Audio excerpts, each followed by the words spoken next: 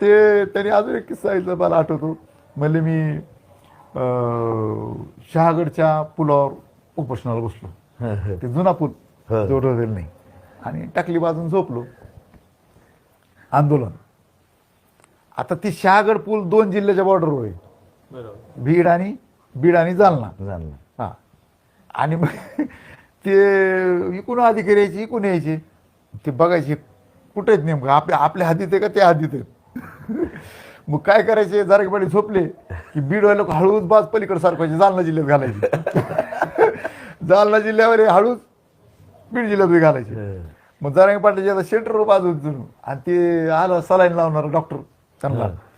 त्यानं म्हणलं सर जारंगे पाटलाचे पाय बी जालना जिल्ह्यात आहेत पण त्यांचे हात बीड जिल्ह्यात आहेत मी काय सलाईन लावित नाही. असे लय किस्से. विशेषतः जारंगे पाटीलचं गप्पा आणायला लागले.